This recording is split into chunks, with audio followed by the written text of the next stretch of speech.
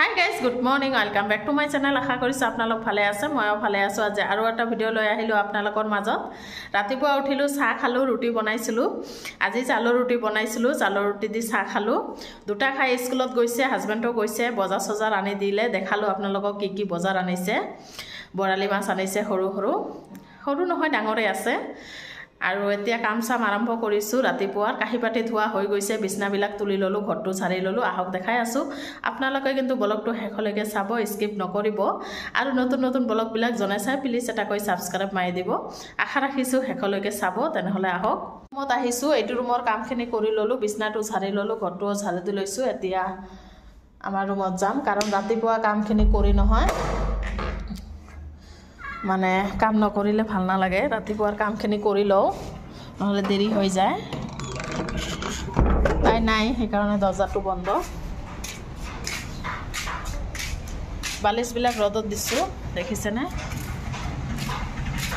বালিশবিলাক ৰদত দিছো ৰদটো ওলাইছে ইয়াতে ৰদ ওলাই আগবেলা ৰুমত সাফা কৰি ললো বিছনা দুটা ঝাৰি লৈছো ঘৰটো ঝাৰু দি লৈছো মুছা নাই মুছিম পিছত সবজি কাটা হৈ গৈছে পাকঘৰৰ একদম গ্যাস বিলাক সাফা কৰি লৈছো গ্যাস বিলাক সাফা কৰি লৈছো কাহি বাটি কুকাৰ সুকাৰ গটে ধুইছো লৈছো একেবাৰে ধোৱা সোৱা হৈ গৈছে সবজিও কাটি ললো লাউ আৰু লাউ ভাজি বনাম এটো উৰহি বেগেনা দি সবজি বনাম মাছৰ সবজি মাছ আনিছে সৰু নহয় ডাঙৰে আছে অলপ বৰালি মাছ কাটি লৈছো এতিয়া 10টা মান বাজে অলপ পিছত বনাম আহি আছো গাইস অলপ পিছত আপোনালোকে ব্লগটো হেখলৈকে চাই থাকক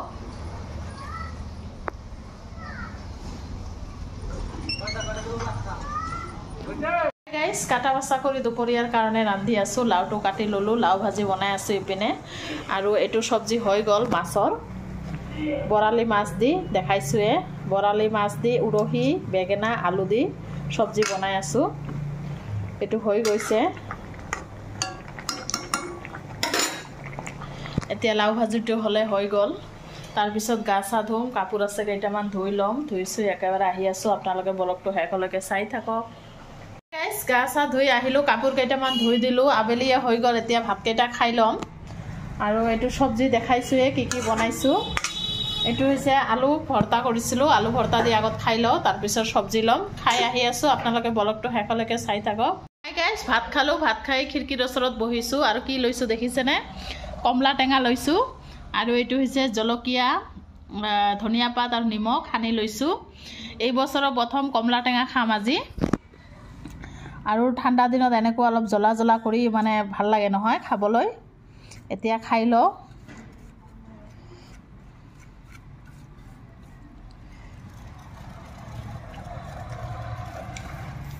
কমলা টেঙাটা ধুনিয়া আছে খুবে আহি আছো গাইস সন্ধিয়া একেবাৰে আপোনালোকে ব্লগটো হেখলৈকে চাই গাইস গুড মৰ্নিং নেক্সট দিন আহিলো যোৱা কালি ব্লগটো দিয়াই নহল ৰাতিপুৱা উঠি ৰাতিপুৱা নাস্তা বনাই আছো ইপিনে পৰঠা লগতে কণী দুটা লৈছো ভাজি লম লৰা আৰু ভাতিজাটো হিয়তে এনে ৰুটি খাবই নখোজে পৰঠাও লাগে তথাপি কিবা এটা সবজি লাগে হিয়তক বনাই দি আছো ৰাতিপুৱা নাস্তাটো নহয় বনাবলৈ গাইস ৰাতিপুৱা নাস্তা বনা হৈ গল পৰঠা লগতে চাহ আৰু কণী ভাজা এতিয়া ইয়াতে বহি খাম বাহিৰতে বহিছো কাৰণ ৰ'দটো ওলাইছে নহয় মানে ঠাণ্ডা লাগি আছে সেই কাৰণে ইয়াত বহিয়ে খাম চাহটো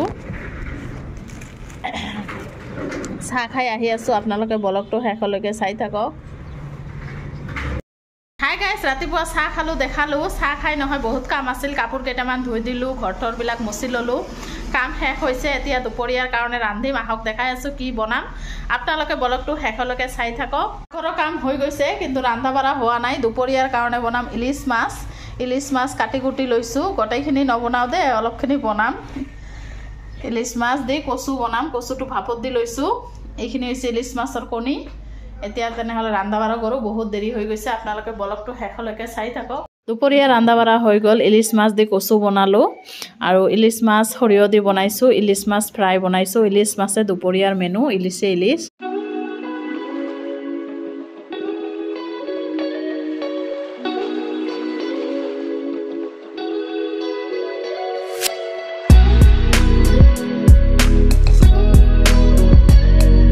দুপৰীয়াৰ খোৱা দোৱাৰ পিছত বহুত কাম থাকে, কামখিনি কৰিলোঁ। এতিয়া সন্ধিয়া সময় কেইটামান ভাপা পিঠা বনাই আছোঁ, গৰম গৰম পিঠা লগতে চাহ। এতিয়া চাহটো খাই লওঁ।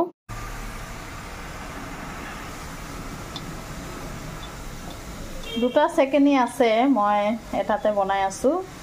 যিমান লেতেৰা কৰিম ইমানে ধুব লাগে নহয়, সেইকাৰণে। আৰু ইয়াত নাৰিকল আৰু চেনি দি দিছোঁ একেবাৰে। এতিয়া অলপ ঠাণ্ডা ঠাণ্ডা পৰি আছে, আজিকালি নহয় পিঠা খাই ভাল লাগে, মানে ঠাণ্ডাৰ অলপ ভাৱ আহিছে নহয়। আৰু ইপিনে চাহ বনাম, গাখীৰ গৰম কৰি আছোঁ। ইয়াতে চেনি আৰু চাহপাতি দি দিম, গাখীৰতে চাহ খাম আজি।